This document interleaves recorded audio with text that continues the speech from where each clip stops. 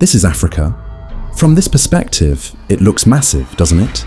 But how massive is it really? Or should I say, how massive do we believe it is? In many African civilizations and some parts of the West, the common notion that Africa is the second largest continent in the world is established at all levels of education. Yet very little information has been shared about the true scale of the African continent. Our African ancestry passed down knowledge about Africa through generations. But historically, the map of Africa, despite being drawn several times in different models, had never been drafted by an African. Some believe the continent was misrepresented and is actually much larger than previously established.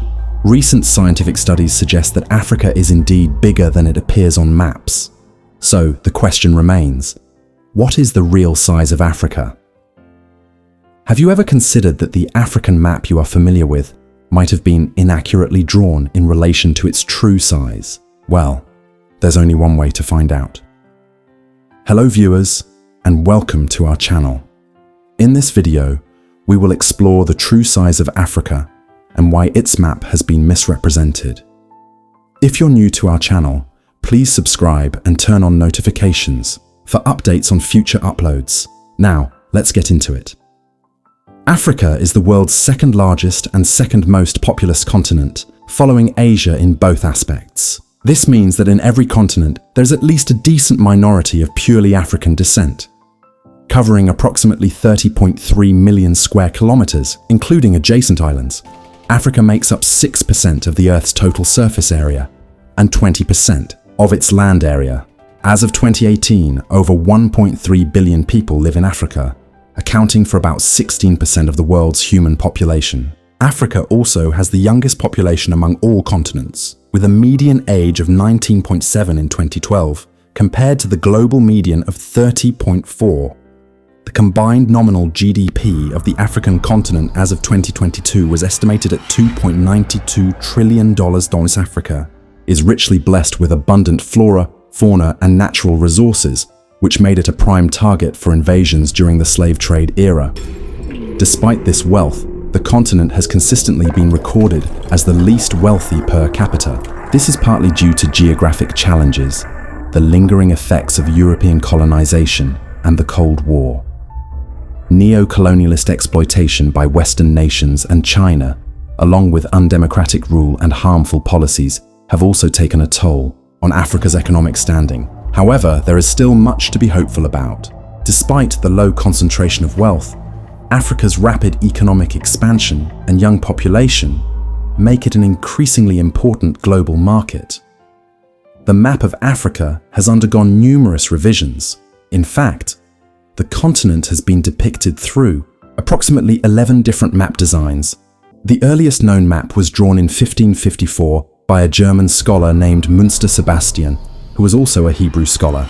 He depicted Africa as a one-eyed giant among other vast territories, and included some recognizable countries such as Nigeria, Cameroon, and Central Africa.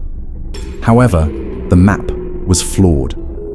Over 3 decades later, in 1584, another scholar, Ortelius Abraham, created a more accurate representation of Africa. His map shaped Africa in a way that is more familiar today, with a more pointed southern cape. He relied on Ptolemaic sources for the Nile River, depicting 2 large lakes further south. The Niger River was shown emptying into the Atlantic Ocean, and the Zanzibar coastline appeared on the west side. Madagascar was drawn separately from mainland Africa, with numerous coastal towns labelled. However, the interior remained largely empty. Unlike previous maps, this version did not include depictions of animal or plant life, though the surrounding oceans featured illustrations of a whale and a sawfish. Ortelius' map was widely accepted throughout the 16th century as the most accurate depiction of Africa. Over the following decades, 9 additional maps were created, each refining the details of the continent's geography.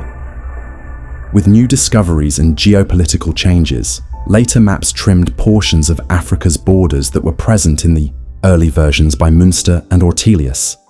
Among these, the last 2 maps were considered the most precise, yet they also depicted Africa as significantly smaller than its true size. A French historian, André Vaugochon, was responsible for these final two maps, created in 1856 and 1880. In modern times, various map projections have been used to represent the world. Two of the most popular are the Malketa map projection and the Equal Earth map projection. The Malketa map projection, one of the most widely used, depicts Africa as being approximately the same size as Gauchon's map, around 30 million square kilometers. However, in reality, Africa is 14 times larger than this representation suggests, as explained by the authors of the Equal Earth map projection. Africa is considered the mother continent. In fact, based on this projection, the true size of Africa is 30.37 million square kilometers, meaning the vast continent could easily accommodate several major world nations. Given that Africa's map has been influenced by various explorers, historians, and geographers who created somewhat arbitrary demarcations, the actual size of the continent has been modified on maps multiple times. However, while the current map of Africa is the most accurate and relevant among all previous versions, it still does not fully reflect the true scale of the continent. So there you have it. What do you think about the actual size of Africa versus how it is depicted on maps? Let us know in the comments, and the best comment will be pinned. If you enjoyed this video, please subscribe, like, share, and turn on notifications for more content. Thanks for watching.